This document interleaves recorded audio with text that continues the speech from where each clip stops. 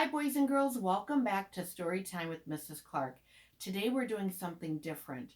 We are going to be listening to a story being read by an author. This is Ellison the Elephant, and we're going to be listening to the story being read from a CD by Eric Drachman, and the illustrator is James Muscalera. I hope you enjoy this.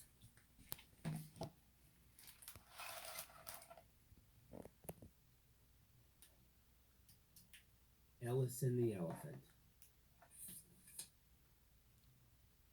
Ellison was an elephant, a little elephant, and young. He was a young and little elephant, but not a baby elephant. His friends and his sister Edna could all make their trumpet blasts like other elephants, but not Ellison. He tried and he tried, but all he got was a little toot. See? Cried Ellison. I don't even sound like an elephant. Ellison, I love your sound. His mother insisted. It sounds like you. But I don't want to sound like me. Ellison answered. I want to make a trumpet sound like everyone else. Ellison's mom got very close and touched him gently with the tip of her trunk. Ellison, you are not an ordinary elephant. No, sir, you are extraordinary. Even your name is unusual. All the greatest elephants in history were unusual. That's what made them great. But they tease me, Mom. Oh, now, Ellison, one day they'll all want to be like you. In the meantime, you're an elephant. You need to have a thick skin. With this, she gave him a motherly squeeze. Together they walked down to the watering hole, trunk in trunk, where all the other elephants were bathing. Ellison liked it when Mom washed his back, but when she sprayed under his chin, the ticklish Ellison giggled and squirmed. He watched as the others played their noisy games. They squealed and blasted, honked and blared, not wanting to be called Smellison or Tootie again. Ellison made his way up the bank and behind a small clump of trees where he could be alone with his imagination. There he tried and tried to make that wonderful grand call that came so easily to everyone else. He filled his cheeks with breath, and he threw his big ears forward. But all he got was a little toot. Full of despair, Ellison stomped and stormed until he stumbled right over a bush. That did it. He kicked that little bush and pulled it from the ground and shook it with his trunk. And that was when that bush yelled at Ellison. "What do you think you're doing? Leave me alone, you elephant!" This is unusual. thought Ellison. I've been yelled at by all kinds of animals, but never by a bush. I'm sorry, little bush. Ellison apologized. Are you okay? Then out of this bush dropped that pesky weasel. "Don't let it happen again, Smellison," he yelled, and he waddled away.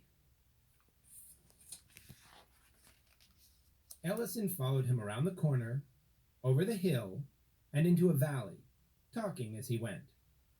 Hey, wait up, Weasel. You can't talk to me like that. I'm bigger than you. You may apologize. And I didn't know you were in there in the first place. And you can't make me feel any worse anyway, because I can't even make a trumpet sound like an elephant. All I can make is a stupid little toot.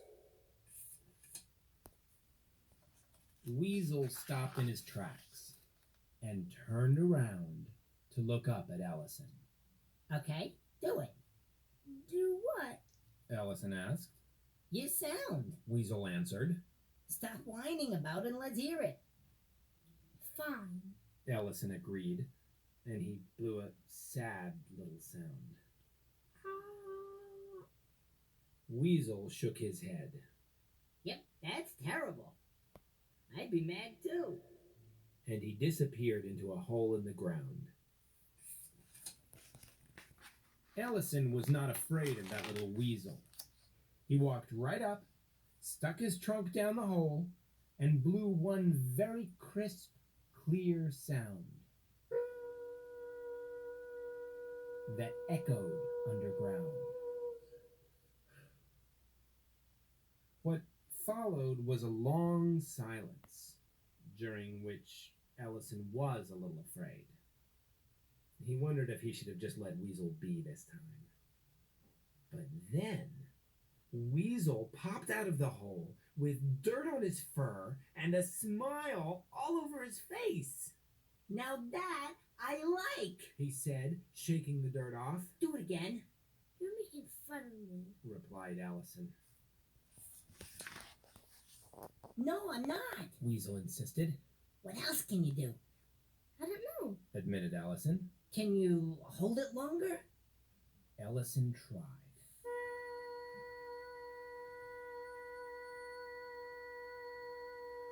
And he could. And can you change the pitch?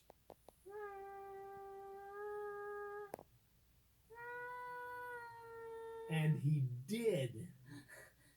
And can you make a lot of quick notes? Like, yeah, da, da, da, da.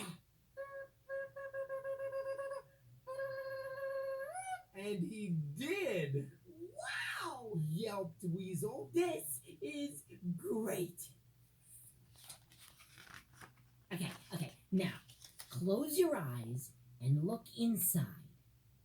When you find your voice, let it out. Ellison had no idea what a voice should look like. But he closed his eyes and looked inside.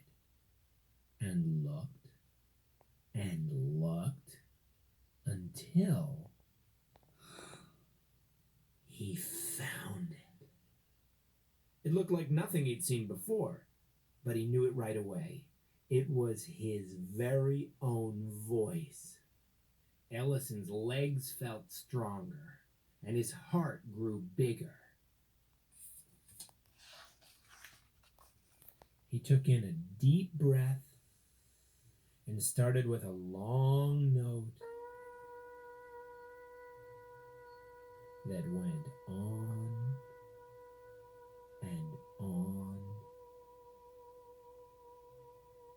and on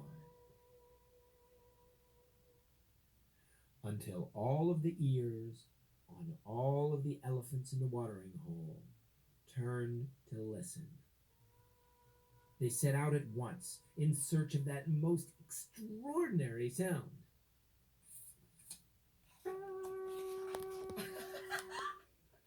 That's right, Ellison. Hollered Weasel, jumping up and down. Don't stop now. You've got it. And Ellison did not stop.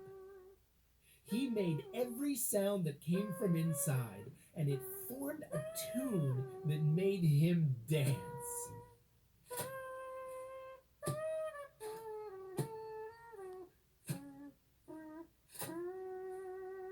When the other elephants spied him from atop the hill, they saw and heard what they'd never before seen or heard. They stood and they watched with their mouths hanging open. And before they knew it, all of their trunks were swinging in time to the rhythm of Ellison's jazzy music.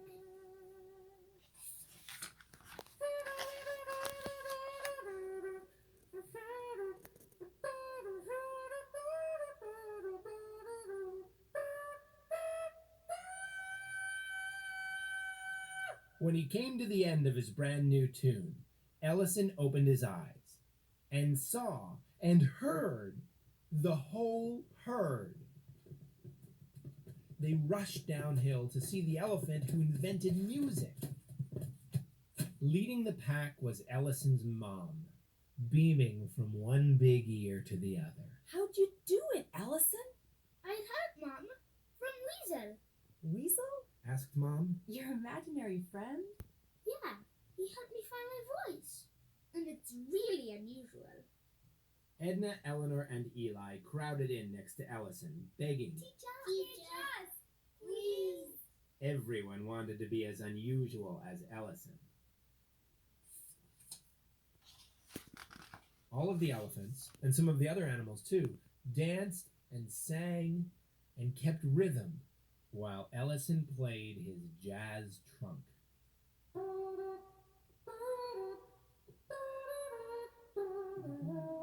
When the sun went down, the lightning bugs lit up the darkness.